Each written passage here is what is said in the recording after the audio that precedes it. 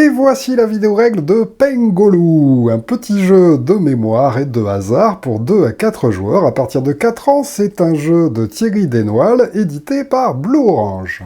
Au niveau du matériel, tout d'abord des icebergs comme ceci, qui sont des petites planchettes en bois avec des chiffres allant de 1 à 6. Chaque joueur va pouvoir en récupérer un et le placer devant lui. Puis nous avons 12 petits œufs en bois, comme ceci, qu'on va disposer au milieu du jeu. Chaque joueur a sa plaquette devant lui. Et par-dessus, nous allons placer de jolies petites figurines de pingouins, comme ceci, qui sont en bois et qui seront creux, car nous allons disposer chacun des pingouins sur un œuf que l'on a placé au centre.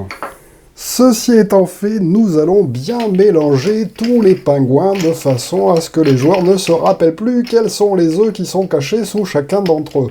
Et une fois qu'on aura bien mélangé tous les pingouins, nous serons prêts à débuter la partie grâce à la paire de dés qui est présente aussi dans le jeu et qui présente les différentes couleurs des œufs cachés sous les pingouins. Nous sommes alors prêts à débuter la partie, mais quel est le but du jeu? Eh bien, vous l'aurez compris, grâce aux dés, nous allons essayer, dans notre expédition au pôle Sud, de retrouver les œufs qui sont cachés sous les petits pingouins de façon à les attirer sur notre iceberg. Le premier joueur qui aura réussi à récupérer 6 pingouins emportera la partie.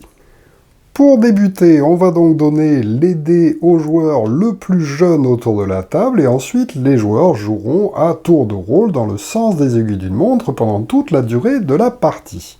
Alors le joueur le plus jeune va prendre ses dés, et il va les lancer, et il va pouvoir soulever 2 pingouins en tentant de retrouver des œufs de la couleur correspondante à ce qu'il a réalisé sous les dés. Donc, sur les dés, hop, donc là par exemple, je soulève 2. Ah, j'ai trouvé un pingouin qui correspond à une des faces du dé. À ce moment-là, je vais tout simplement gagner ce pingouin que je vais placer sur l'emplacement 1 de mon iceberg. L'autre, par contre, je vais recacher l'œuf après que tout le monde ait bien constaté quelle est la couleur de cet œuf. Je le recache sans le changer de place. Le joueur suivant lance donc lui aussi les dés, et il va pouvoir soulever à nouveau 2 pingouins pour tenter de retrouver les mêmes couleurs. Oh chouette, un bleu, j'ai de la chance, je peux le récupérer avec le pingouin correspondant, et l'autre je le recache. Au tour du joueur suivant, dans le sens des aiguilles d'une montre. C'est à lui qui fait du jaune et du rouge. Oh, du rouge, je crois qu'on a déjà vu. Je crois que c'est ici. Oui.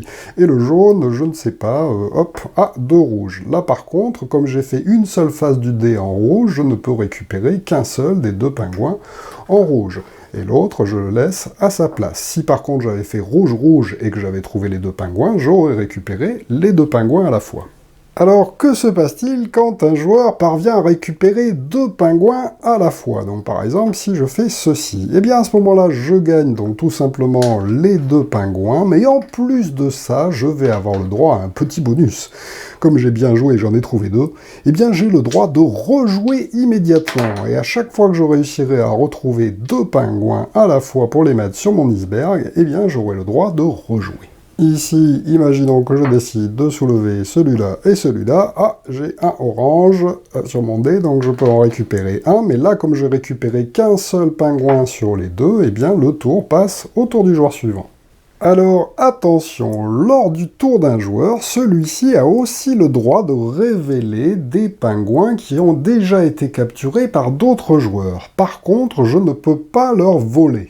Alors à quoi ça va servir? Eh bien ça va servir que si j'arrive à découvrir les 2 pingouins correspondant à ce que j'ai fait sur mes dés, j'aurai le droit de rejouer, donc de temps en temps ça peut être intéressant. Là par exemple, hop, je sais où il y a du vert, donc je retourne ce pingouin vert.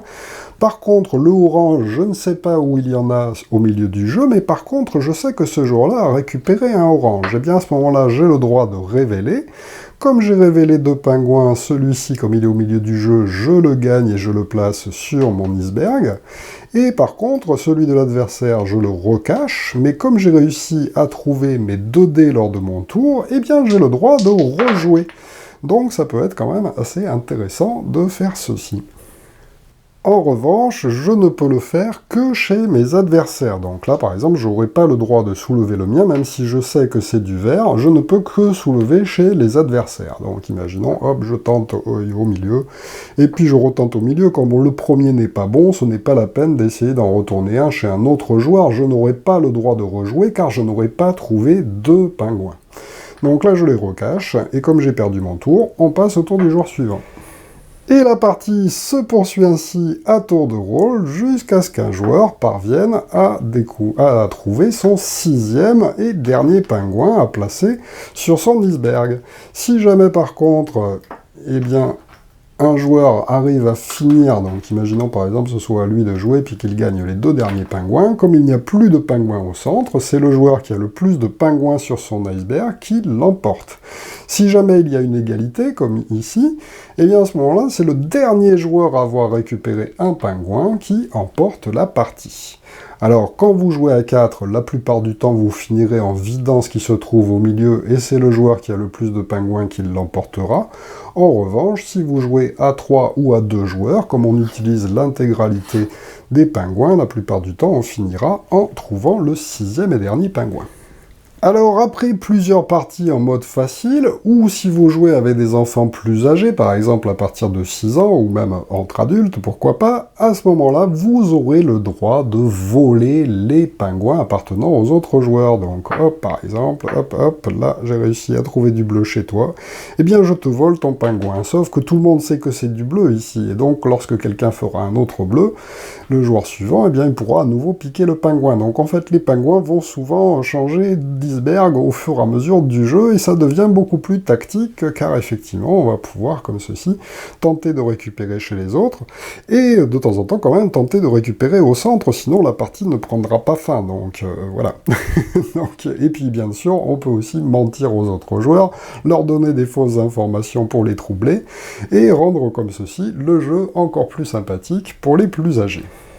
Et voilà pour Pengoloo, un excellent petit jeu de mémoire qui change un petit peu des traditionnels memory, car effectivement, avec la règle avancée où on peut voler des pingouins aux autres joueurs, eh bien, il y a une dimension tactique non négligeable qui est très intéressante pour jouer en famille à partir de 5-6 ans, et auquel les adultes prendront aussi du plaisir à jouer. En plus de ça, le matériel est vraiment magnifique et de toute beauté, avec des jolis pions en bois, vraiment très agréables à manipuler et bien solides, et voilà pour cet excellent jeu. Merci de m'avoir suivi et à très bientôt pour une nouvelle vidéo règle. Au revoir.